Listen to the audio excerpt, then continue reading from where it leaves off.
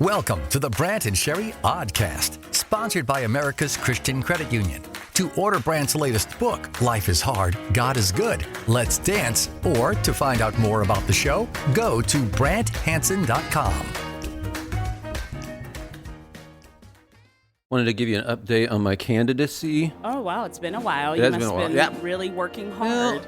I felt like I was losing some footing. You did? Why?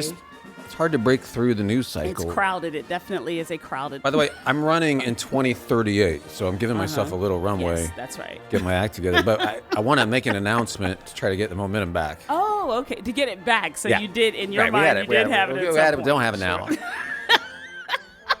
We're going to come out with campaign pins, ink pins, that you can pick whatever color you want. It'd be red, white, or blue. You pick. And on White? it says Hansen 2038. Right. And then we're going to, on the top, this is the biggest part. Okay. I realize that's not a big deal, but Yeah, the biggest part is at the top of it will be like those little soft stylus things you can use for an iPad or whatever. That's what you plan to do to get the momentum back to your candidacy. The way if we reach the digital generation. Sure. Oh, so that I demo, see. You're reaching out to another the generation. analog, right. Pens will have. Pens. Okay. Well, I mean, you have a plan. Yeah, so we have a plan. We have a plan. Just a little reminder, in case you're not feeling it, like not feeling particularly spiritual or close to God, He's looking for loyalty from you and me. That's it. And loyalty, a lot of times, it's when you don't feel it. Kind of the nature of it. If you've just felt motivated all the time. I was going to say, anybody can do it when you're having the feelings for it. Yeah. Right. Now, when you don't have the feelings and you still walk out love, when you still walk out worship, like, no, may not be feeling it, Lord, but I know you're the Lord. I know you're good. You're my shepherd. And I'm going to respond as a result of that, whether I'm feeling it or not. Now, that is pretty cool. We humans can mess up a lot of stuff, but you know what? We're made in the image of God, and that is a beautiful thing. A friend of mine sent me this quote from Rick Rubin, who's like a legendary music producer, and he was talking about the creative process, and he says it can have a therapeutic power to create, offers a sense of deep connection, a safe place to voice the unspeakable and bare the soul, all in creating something. In these cases, art does not unravel the maker, but makes them whole, he says. So he's going on about how wonderful it is to create. Yeah, we're made in the image of God. Explain it otherwise. Why do we, of all the creatures on the planet, just have to create, and we find it like there's something at the soul? He's using that word. Yeah. He used the word soul. Like, where did we get this? It's true. The biblical narrative about man and God it's so obviously true in so many ways. Kind of cool to think we're salt of the earth. I mean, that's how Jesus described us. His people, the people who follow him, because it's a preservative. Like having this group of people who are, I know we're far from perfect, but wanting to love our enemies, wanting to bless those who persecute us. Like, we're the salt of the earth. And the neat thing of thinking about it is we're the salt of the earth now, but there's been people that have preceded us 100 years ago, 200 years ago, 1,000 years ago, who were the salt of the earth then. Yeah. And we're still doing that. I just, for some reason, I really like thinking about that. Oh, hey, look at this. We have breaking animal news. Animal news that just came to the animal news desk. Sure. We report on this. You decide what you want to do with it. Okay. This is so awesome. And it's I'll be honest, it's kind of touching. Oh, good. That's good to know. Yeah. A wild bear entered Sequoia Park Zoo in Eureka, California, and interacted with the zoo's resident bears before leaving through a service gate. The bear was observed engaging with the zoo's 3 bears through their habitat fencing, just like checking in on them. Those bears can't thrive in the wilderness, so they have to stay there. So it's like a little So hospice. this bear came in and made sure. It's a hospice. Well, they're not well, right? The zoo? Yeah, I mean, they can't survive outside the The thing. zoo is a hospice for animals. I've never Sometimes, heard that take Sherry, before. sometimes. Yeah. Anyhow, back to this bear. That's really touching. Came out of the woods to talk to check these on 3, them. just see how they're doing. Check in. Little visit. How can you even know the motivation of that Kind bear of to go? Okay, a got pastoral it. sort of. Oh, now it's Pastor Wild Bear. Pastor Bear. Let me encourage you, if you got little kids around, maybe it's your little brother, or maybe it's your kids, maybe it's your niece and nephew or whatever, grandkids. I honestly I'm just a guy here, but I would not let them watch the news. Oh, man. Don't have it on. Even if they're doing something else, you think they're not paying attention. So true. They really are. They don't need this chaos. And if you're like, well, you're sheltering. Yes, I am. I love what you say about that. It's my job. Yeah. That's my job. Now, there will be a day when they get older and they can handle things. But all this chaos, the stream of lies on all these networks, all these shows, all this divisiveness, 9-year-olds don't need that. Didn't want to talk about sloths yesterday because it was International Sloth Day. I didn't want to give them that. But I did want to mention something about sloths. Okay. They're so inert. They're so lazy. Oh. Their system for meeting each other, and like for a woman to find a husband, for a female, To find Mr. Sloth. she will sit in a tree. She's not going to move. Okay. She'll just start screaming. Okay. And then if he decides to be your husband, He'll slowly make his way up to the tree. That I don't see a problem. I think this works. Before we criticize, let's think about our own culture's dating scene and how much sense that makes. This is better than a dating app. Right. I appreciate Just start it. screaming.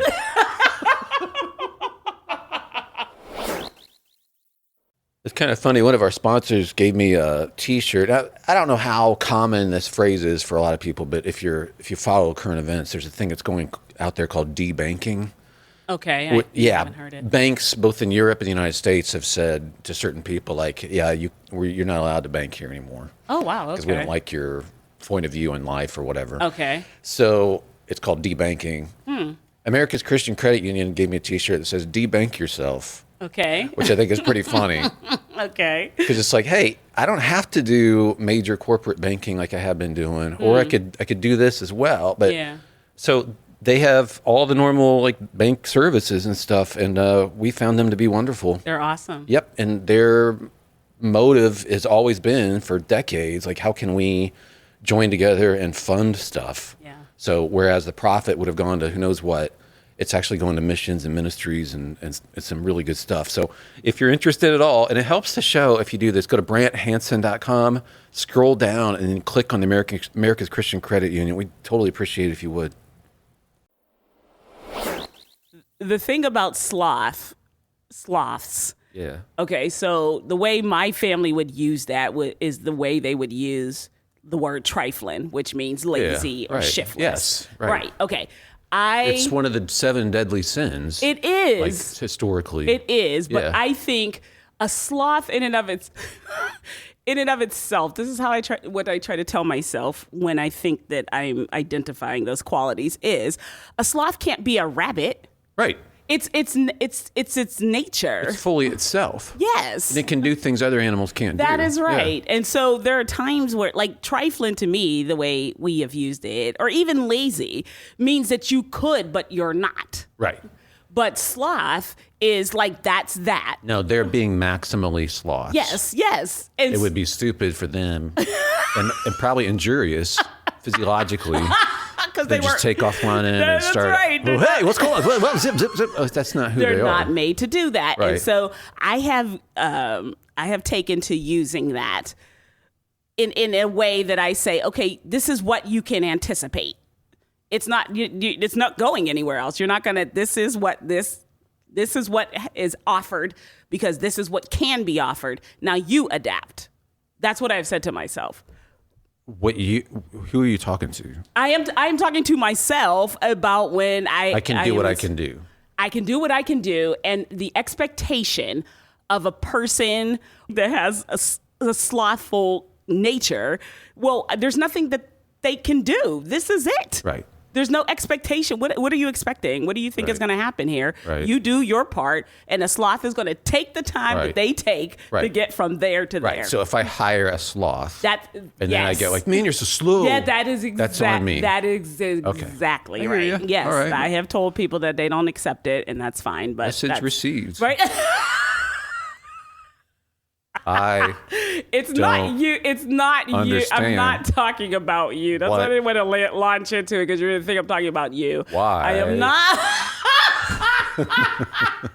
I'm not talking about you. I work in a lot of different...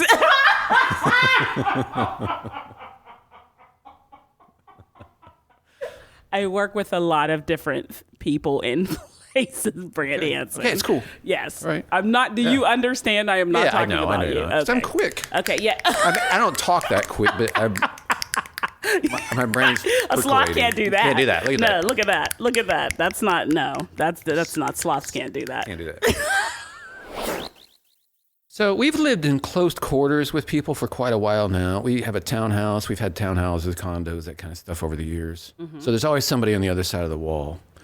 And I got to tell you, for a long time, there's been a commonality, which is we've known some super nice people outside the walls who've got their act together and are educated and just, it's all. And then we've also heard through the walls screaming. Repeatedly. It's been with a lot of different places that we've lived. Mm-hmm. And then back outside, everything's all together. We're talking about doctors, lawyers sometimes, or just like the people who seem like, well, they've got it going. Mm-hmm. Screaming curses at each other, at their children, and you would never know. The reason I bring this up is just to say, like, we presume people have their lives together. That's not a good presumption. We should not presume that. Oh, look, more breaking animal news. Oh, more. I love this because it's about otters. What I don't love about it is the pejorative way the media handles the story, okay? Let's hear. Here's the headline. Otter attacks resurface at Santa Cruz Beach. Okay. Otter attacks. Like, well, let me read about these attacks. Isabella Orduna was surfing when an otter bit her foot and climbed onto her board. Oh. She described the bite as an exploratory nip, saying it did not break the skin. The otter remained on the surfboard for 20 minutes. What? Before she got her board back. Okay. That's actually pretty impressive. The following day, the same otter attempted to commandeer another surfer's board. The teenage boy was on the board, and the otter grabbed the leash on the surfboard, pulling him as he tried to paddle away. In response, a warning sign was posted, aggressive sea otter in this area, blah, blah, blah. Yeah. Attacks? Yes, attacks. That doesn't sound like an attack to you? Grab the leash and hold it a little bit. Brant, if a human did the same two things you said, we would call it an attack. I don't think so. I think that's very naive, I'm Sherry. not going to even reason with you. You don't understand how biased the journalists are. Maybe this is you. You can do something here and be a blessing to some people. I saw 40% of Gen Z women say they have no faith now. 40%. Wow. They report, of course, higher rates of anxiety by a long way. A third of women report feeling anxious all the time. The depression, 42% of Gen Z, depression, feelings of hopelessness, stress to the point where they can't cope, a significant portion of them. Poor mental health. 35% say I have poor mental health.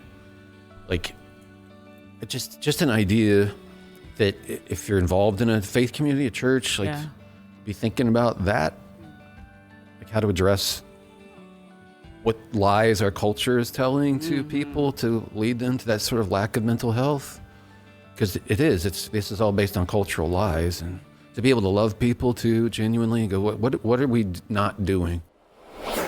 Okay, here we go. I'm going to shock you right now. I'm a shock jock. Okay, so I'm going to say something. You're going to be like, what? Let me try it this way. What would you say to me if I said to you that I have 14,000 teeth? I'd say, what you said, what? Yeah, okay. Okay. I would say to you, if you told me that you have 14,000 teeth, I would go, well, hello, Miss Garden Snail. Because that's how many teeth garden snails have, and people don't even know it. They don't even know it. So this is 14,000. Yes, got it. So wow. This is how you're telling people to roll the fact out for their family and friends. Yeah, whatever. To say that they have 14,000. I'm just shocking you right now. What you do with that, I can't control the outcomes. Oh, I can thought only. You were giving, No. Okay. I'm just saying. Wow. Garden snails have 14,000 teeth and nobody talks about it. It's kind of shocking. What you will. Yeah. It's that's what I do. If you want to find God, you have to interact. You really do. You call out to him. It makes sense, honestly, if you think about it, because he's personal. And that's how we find other people. Yeah. Somebody could be an incredible surgeon, and I could be asleep on the table, and they could be a brain surgeon. They're not going to find me physically. It's through interacting that you actually get to know your neighbors. You get to know anybody. That's it. And that's because we're people. We're spiritual beings. Like this is very real, but it's very spiritual, and it involves you seeking him and calling out to him.